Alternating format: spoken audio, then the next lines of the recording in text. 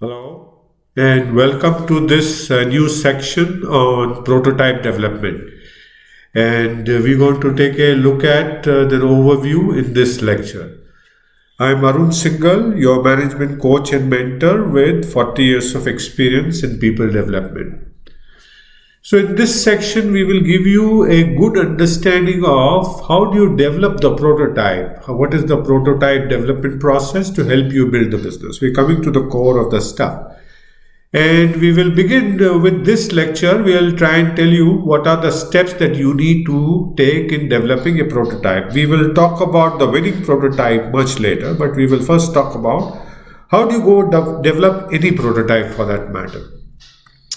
So, what do you think? What steps need to be taken to develop a prototype? As you see on your screen here, the winning prototype development process is a sequential steps in which the key step is the prototype development in the center. And to develop a winning prototype, we would test it and then go through an iterative process to find a winning prototype, right? So, what steps do you think you need to take to develop a prototype? Any thoughts?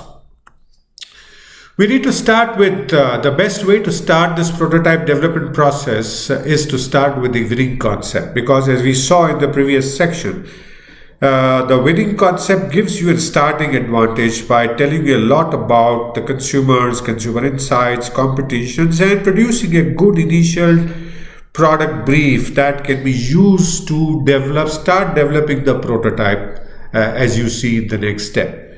And as we were talking about, it tells you a lot about the winning concept, tells you a lot about what to deliver in terms of the core benefit, for whom, the target customer, how in terms of what could be the possible reasons to believe, and against whom are you going to compete against, so that when you design and develop that prototype, you keep that competitor in mind and develop a product that delivers that core benefit far superior to the way the target competitor delivers to the target customer, right? Wonderful. So, and then once you have started with the winning concept, then you go into the core prototype development process, and that's what you see on your screen here. You start with determining CTQs. CTQ is standing here for critical to quality parameters for the designers and developers. And here I'm talking about non-IT products much more, because the prototype development process is a lot more effortful and many stages. It takes time and more money than developing an app on a prototype, which can be, as many people claim on the course, says it can be done in a day's time, but it does. This kind of thing takes months actually. It's weeks and months, and sometimes for longer products like in pharma companies, some of it could take years actually. So you start with what is called defining the critical to quality parameters.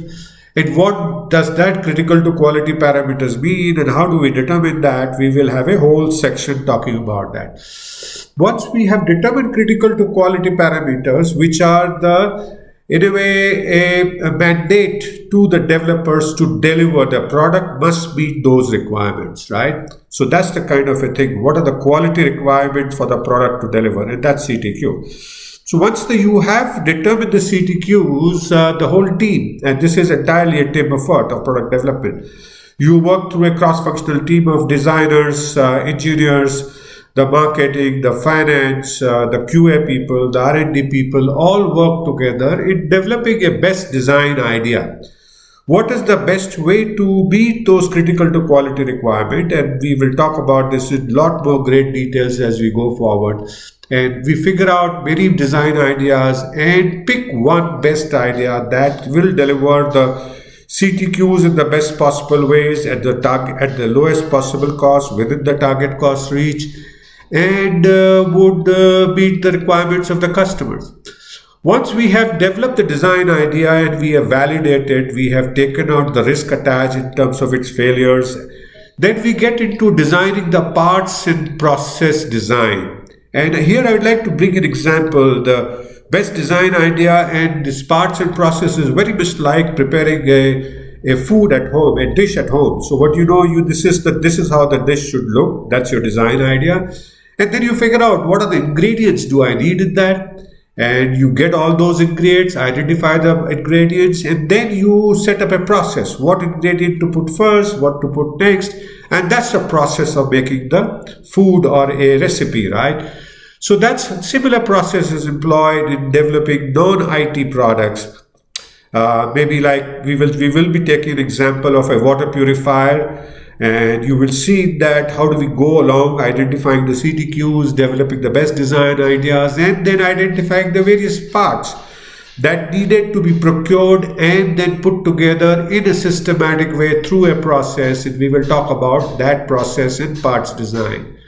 Once we have the parts and process identified and designed, then we look at how do we optimize that process in the way that it delivers you consistent quality at the required quality parameters as per CTQ, and we are able to do a predictable performance of the process. And here again, it is different from the software companies where it is one-off product development. Here we are talking of same product being produced regularly, month after month after. So we have a process, and that process must be reliable in delivering the quality, in the quantity, and within the cost that we have agreed to do, and the possible time, the cycle time of the process that we have agreed to. So that's broadly the prototype development process that we have, right? You get an overall idea? Wonderful.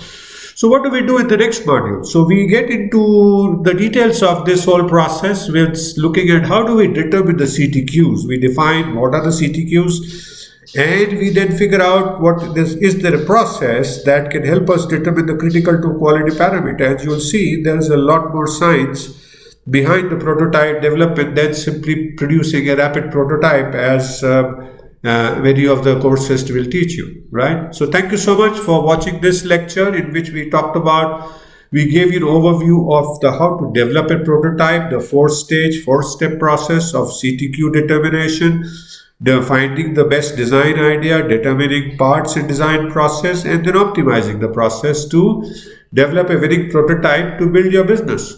So I hope you continue to enjoy this lecture, this section, and learning something new, and I look forward to seeing you again in the next lecture.